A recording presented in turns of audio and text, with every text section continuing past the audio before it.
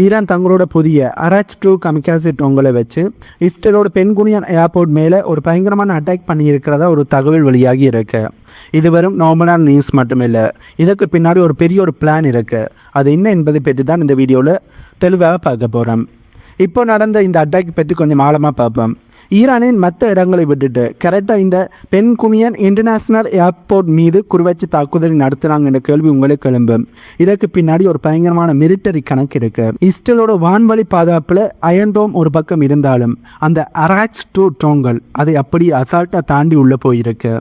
இந்த அட்டாக்கோட main target அந்த ஏர்போர்ட்டில் இருந்த எரிபொருள் சேமிப்பு கிடங்கு, அதாவது ஃபியூல் ஸ்டோரேஜ் டிபோட் தான் ஈரானோட மெயின் டார்கெட்டாக இருந்திருக்கு. அதனை குறிவச்சு இப்போ ஈரான் வெற்றிகரமான தாக்குதலை செஞ்சுருக்காங்க. யோசிச்சு பாருங்க, இஸ்ரேலோட அட்வான்ஸான F-35 ஃபைட்டர் இருக்கட்டும், இல்லை நடுவானத்தில் மற்ற பிளேன்களுக்கு பெட்ரோல் போடுற டேங்கர் விமானங்களாக இருக்கட்டும், இது அனைத்துக்குமே உயிர் நாடியே அங்கே இருக்கின்ற அந்த ஃபியூயல் மட்டும்தான். இந்த இடத்துல ஒரு அடி விழுந்தால் இஸ்ரேலோட ஒரு போர் விமானத்தை கூட காற்றுல பறக்க விட முடியாது. இதனால தான் ஈரான் சரியாக இஸ்ரேலோட லாஜிஸ்டிக் கப்பை குறிவச்சு தங்களுடைய அட்டாக்கி பண்ணி இஸ்ரேலோட கையை அப்படியே கட்டி போட்டிருக்காங்க. சரி, இந்த அராச் 2 ட்ரோனை பற்றி கொஞ்சம் நாங்கள் பார்ப்போம். இதோட ரேடார் கில்லர்னு கூட சொல்லலாம், ஏனென்றால் இதோட டிசைன் அப்படி இருக்குது. இதோட ரேடார் சிக்னேச்சர் ரொம்பவே சின்னதுங்கிறதால இஸ்ரேலோட டிடெக்ஷன் சிஸ்டத்தால் கூட இதனை கண்டுபிடிக்க முடியாது. அதில் சிக்கிறது ரொம்பவே கஷ்டமாக இருக்கும். ஈரானோட ஆர்மி ஸ்போக் பர்சனாக இருக்கிற ஜெனரல் அக்தோமினியோ அவர்கள் என்ன சொல்லியிருக்காருன்னா, எங்கள்கிட்ட ஒரு டார்கெட் பேங்கே இருக்குது, அதாவது மிகப்பெரிய ஒரு டார்கெட் லிஸ்ட்டே இருக்குது. அதில் எந்தெந்த இடத்தை எப்பப்போ அடிக்கணுமென்னு ஏற்கனவே நாங்கள் லிஸ்ட் போட்டு வச்சுருக்கோம்னு ஒரு மினிட்டிலே கொடுத்துருக்கார்.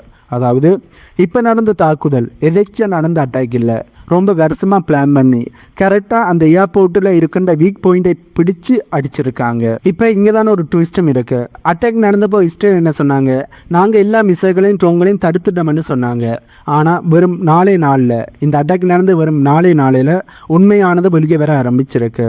அந்த ஏர்போர்ட்டில் நின்ற 3 பிரைவேட் விமானங்கள் பயங்கரமாக டேமேஜ் ஆகியிருக்கு என்பதை இஸ்ரேல் ஒஃபீஸியலாக ஏற்றுக்கொண்டிருக்காங்க. அதில் ஒரு பிளேன் அப்படியே கருகி போயிருக்கு. இஸ்ரேலோட ஒஃபீஷியலான ஸ்டேட்மெண்ட் என்னவாக இருக்குன்னா, நாங்கள் ட்ரோனை சுட்டு வீழ்த்திட்டோம், அதோட உதிரிப்பாகங்கள் அதாவது துகள்கள் தான் இந்த விமானங்கள் மேலே விழுந்ததன் மூலமாக தான் இந்த டேமேஜ் ஆனது ஏற்பட்டிருக்குன்னு சொல்கிறாங்க. ஆனால் இங்கே தான் ஒரு லாஜிக்கும் இருக்குது. ஒரு பாதுகாப்பு கவசம் தான் எதை பாதுகாக்கணும்னு நினைக்குதோ அந்த இடத்துலையே குப்பையை கொட்டி டேமேஜ் பண்ணுதுன்னா அந்த கவசத்தால் என்ன பிரயோசனம்? வெப்பன் சிஸ்டம் ஒரு டேமேஜை உருவாக்குதுன்னா அது ஈரானுக்கு கிடைச்ச ஒரு பெரிய ஒரு சக்ஸஸ் ஆகத்தான் பார்க்கப்படுது. ஏனெண்டா ஈரானோட ட்ரோன் வருது, அந்த ட்ரோனை சுட்டு விழுத்தோணுமெண்டு இஸ்ரேலோட ஏர் டிஃபென்ஸ் சிஸ்டங்கள் அந்த ட்ரோனை சுட்டு விழுத்தினா பிறகு அதோட உதிரிப்பாகங்கள் எது டார்கெட்டோ அந்த டார்கெட்டில் விழுந்து டேமேஜ் செய்யப்படுது என்றால் அது இஸ்ரேலுக்கு எதிராக ஈரானுக்கு கிடைச்ச வெற்றி தானே. அந்த வெற்றி தான் ஈரானுக்கு இப்போ கிடைச்சிருக்கு. ஆகவே அங்கே அந்த ட்ரோனை சுட்டு விழுத்துறதுக்காண்டு இருந்த ஏர் டிஃபென்ஸ் சிஸ்டம் வெற்றிகரமாக தன்னுடைய வேலையை செய்யலை என்பதுதான் உண்மை. ஆகவே அந்த ஏர் டிஃபென்ஸ் சிஸ்டம் இருந்தும் ஒன்று தான், இல்லாட்டியும் ஒன்று தான். சரி, ஈரானோட இந்த அராச் 2 ட்ரோனில் அப்படி என்னதான் ஸ்பெஷல் இருக்குன்ற கேள்வி உங்களுக்கு எழும்பும். இந்த ட்ரோனோட ரேஞ்ச் 2000 கிலோமீட்டர் இருக்கு. அதாவது ஈரானோட போர்டரில் இருந்து கிளம்பினா நேராக இஸ்ரேலோட மெயின் சிட்டிகளுக்கு வந்து கிளவு சொல்லிட்டு தன்னுடைய டார்கெட்டை நியூட்ரலைஸ் பண்ணோம். இதில் 150 கிலோகிராம் வெடிமருந்து இருக்குமென்று சொல்லப்படுது. இதற்கு முன்னாடி இருந்த ட்ரோன்களை விட இது 3 மடங்கு பவர்ஃபுல். முக்கியமான விஷயம் என்னென்னா, இது ரொம்ப லோ லெவலில் பறக்கும், அதாவது நிலத்தில் இருந்து ரொம்ப குறைவான உயரத்தில் பறக்கக்கூடியது. இதனால் இஸ்ரேலோட ரேடாருக்கு இது கண்ணாமூச்சி காட்டிடும் என்பதுதான் உண்மை. இதனால தான் மிலிட்டரி எக்ஸ்பர்ட் இதை வெறும் ட்ரோன்னு சொல்லாமல் சீப்பான விலையில் கிடைக்கிற ஒரு குரோஸ் மிசைல் அப்படின்னு சொல்கிறாங்க. இஸ்ரேல் வெளியே நாங்கள் எல்லாத்தையும் தடுத்துட்டோம்னு சொன்னாலும் உள்ளுக்குள்ளே டேமேஜ் ஹெவியாக இருக்குது என்பது தான் இப்போ வருகின்ற செய்தியாக இருக்குது. நாங்கள் முதல்ல சொன்ன மாதிரி தான் 3 பிரைவேட் விமானங்கள் டேமேஜ் ஆகியிருக்கு. அதில் ஒன்று அப்படியே கருகி போயிருக்கு. இஸ்ரேல் தரப்புலேருந்து என்ன சொன்னாங்க, நாங்கள் ட்ரோனை சுட்டு வீழ்த்திட்டோம்னு சொன்னாங்க. அப்படி சுட்டு வீழ்த்தினாலும் உதிரிப்பாகங்கள் போய் வெற்றிகரமாக தாக்குதலை நடத்தியிருக்கான். நான் நினைக்கிறேன் இந்த ட்ரோன்களை இஸ்ரேலோட ஏர் டிஃபென்ஸ் சிஸ்டத்தால் சுட்டு வீழ்த்த முடியலை. இந்த ட்ரோன்கள் அந்த டார்கெட்டை வெற்றிகரமாக தாக்கியிருக்கு. அதுவும் இந்த ஏர் டிஃபென்ஸ் சிஸ்டத்தை தாண்டி போய் டார்கெட்டை வெற்றிகரமாக தாக்கியிருக்கு. ஆனால் தங்களுக்கு மிகப்பெரிய அவமானம் வரக்கூடாது, தங்களுடைய ஏர் டிஃபென்ஸ் சிஸ்டம் வேலை செய்யலை என்பது உலக நாடுகளுக்கு தெரிந்துவிடக்கூடாது என்றதுக்காண்டியும் இஸ்ரேல் ஏர் டிஃபென்ஸ் சிஸ்டம் சுட்டிடுது, அதுலேருந்து வந்த உதிரி பாகங்கள் தான் இப்படி டேமேஜ் செய்யப்படுத்தி இருக்குன்னு மறுப்புகிறார்கள். அதுதான் உண்மையாக இருக்கக்கூடிய வாய்ப்புகள் இருக்குது. இஸ்ரேலோட மொத்த பிஸ்னஸில் 90% இந்த ஏர்போர்ட் வழியாக தான் நடக்குது. இதைத்தான் இப்போ ஈரானும் துல்லியமாக தாக்கி அழிச்சிருக்காங்க. ஒரு அராச்ட்ரோ ட்ரோனை செய்கிறதுக்கு ஈரானுக்கு வெறும் $20,000 தான் செலவாகுது. ஆனால் அதனை தடுத்து நிறுத்த இஸ்ரேல் செலவு பண்ணுற மிசைலோட விலை பல லட்சம் டாலர்கள் இருக்குமென்று சொல்லப்படுது. இது ஒரு வகையான பொருளாதார போராகத்தான் கருதப்படுது. ஈரானோட ப்ரொடக்ஷன் இப்போ அந்த ப்ரொடக்ஷன் லைன் உற்பத்தி லைன் இப்போ ரொம்ப வேகமாக ரொம்ப துரிதமாக இடம்பெற்று கொண்டு இருக்கு. அவங்கக்கிட்ட ஸ்டாக் நிறையவே இருக்கின்ற ஒரு சிக்னலும் வெளியே வந்துகொண்டு இருக்கு. இதனால் ஈரான் இந்த போரை எவ்வளோ நாள் நினைச்சாலும் தொடர்ந்து செய்ய முடியும். இப்போ இதில் ட்ரம்பர்களோட அட்மினிஸ்ட்ரேஷன் உள்ள வருது. ஈரானோட அணுசக்தி நிலையங்களை மொத்தமாக தரைமட்டமாக்க போகிறதா ஒரு பக்கம் மிரட்டலை கொடுத்து கொண்டு இருக்காங்க. ஆனால் ஈரான் பதிலுக்கு எங்கள் மேலே கை வச்சா மற்ற அரபு நாடுகளும் சேர்த்து நாங்கள் காலி பண்ணணும் ஓப்பனாகவே மிரட்ட ஆரம்பிச்சிருக்காங்க. இதனால் போர் இப்போ ரொம்ப கிரிட்டிக்கலான ஒரு இடத்துக்கு வந்திருக்குன்னு தான் சொல்லணும். அமெரிக்கா மிரட்டலுக்கு ஈரான் அடி பண்ணிடுற மாதிரி தெரியல. பதிலுக்கு ஈரானம் நீ ஒரு அடி அடித்தா நாங்கள் 2 அடி அடிப்போம், அதுவும் நீ அடித்ததை விட ரொம்ப ஸ்ட்ராங்கான அடியாக அது இருக்கும் என்பதுதான் ஈரானோட மிரட்டலாகவும் இருக்குது. சரி, இப்போ நாங்கள் கடைசி ஒரு முக்கியமான விஷயத்துக்கு வருவோம். இந்த ட்ரோன் அட்டாக், ஏர்போர்ட் டேமேஜ் இதெல்லாம் தாண்டி இந்த யுத்தம் இப்போ ஒரு அட்ரிசன் வார், அதாவது ஒருத்தர் பொருளாதார ரீதியாக காலி பண்ணுற இடத்துக்கு வந்திருக்கு. இதில் வர்ற அந்த அதுதான் ரொம்ப முக்கியம். ஒரு அராக்ட்ரூ ட்ரோனை தயாரிக்க ஈரானுக்கு ஆகிற செலவு $20,000 சொல்லப்படுது. ஒரு சில வல்லுநர்கள் அதையும் விட கம்மியான விலையில இவர்களால் தயாரிக்க முடியும். அது சீனாவோட உதிரி பாகங்களை வச்சு இன்னுமே குறைந்த விலையில் $10,000 விட குறைந்த விலையில் இந்த ட்ரோன்களை இவர்களால் தயாரிக்க முடியும்னு சொல்லியிருக்காங்க. ஆனால் அதனை சுட்டு வீழ்த்துறதுக்கு இஸ்ரேல் பயன்படுத்துகிற ஒரு மிசைலோட விலை கிட்டத்தட்ட ஒரு $1 மில்லியனை தாண்டி இருக்குமென்னு சொல்லப்படுது. அது மட்டும் இல்லாமல் பேட்ரியாட் ஏர் டிஃபென்ஸ் சிஸ்டத்தில் இருந்து 3 மிசைல்கள் லான்ச் பண்ணப்படுது. ஒன்று சுட்டு வீழ்த்தாட்டியும் மற்றது சுட்டு வீழ்த்தோன்னு இப்படி மிசைல்களை லான்ச் பண்ணுகிறார்கள். கிட்டத்தட்ட இதுக்காண்டி ஒரு $4 மில்லியன் $4 பணம் செலவாகுது என்று சொல்லப்படுது. யோசிச்சு பாருங்க, ஈரானோட சின்ன கெல்ல எரிகிற விலையில் ட்ரோனை அனுப்புது. ஆனால் அதை தடுக்க இஸ்ரேல் தங்களோட கஜானாவையே காலி பண்ண வேண்டி இருக்கு. இதுதான் ஈரானோட உண்மையான மாஸ்டர் பிளானாகவும் இருக்குது.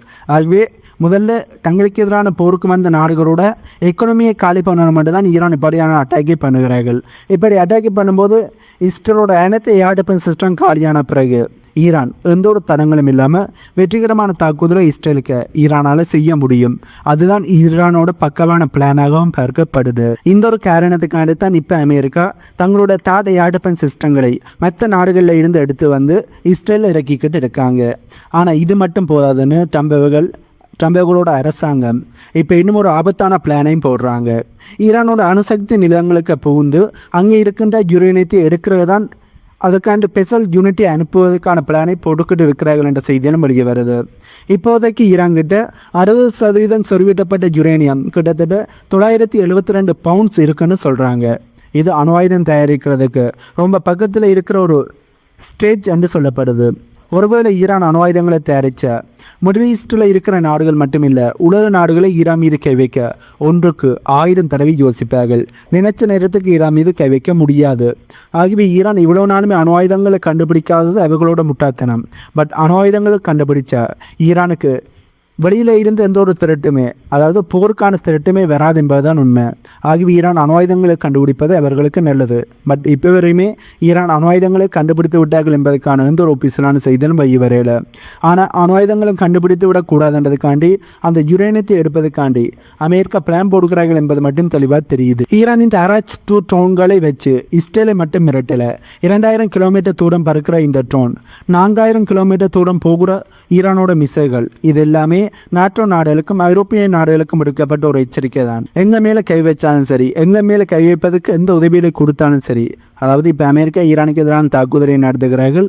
ஈரானுக்கு எதிரான தாக்குதலை நடத்துவதற்கு கல்ப் நாடுகள் தான் அமெரிக்காவுக்கு சப்போர்ட் பண்ணுறாங்க, தங்களுடைய லேண்டை கொடுத்துருக்கிறார்கள்.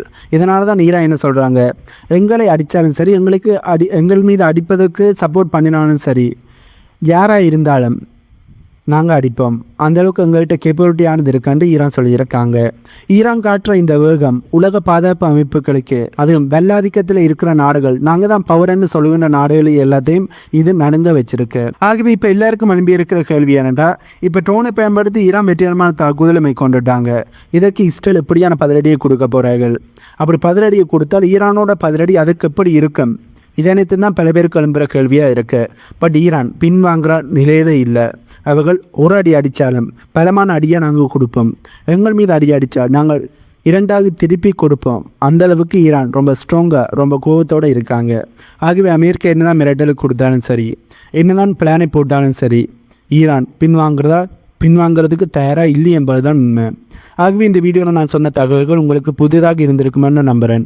இந்த தகவல்கள் உங்களுக்கு புதிதாக இருந்தால் இந்த வீடியோக்கு லைக் பண்ணி நம்ம சேனலை சப்ஸ்கிரைப் பண்ணி பக்கத்துக்கு பெல் ஐக்கானை கிளிக் பண்ணி வைங்க. அப்போ தான் நான் போடக்கூடிய வீடியோஸை நீங்கள் உடனுக்குடன் பார்க்க முடியும். இந்த மாதிரி புதிதான தகவல்கள் உள்ளடங்கிய புதிய வீடியோவில் உங்களை மீட் பண்ணுறேன்.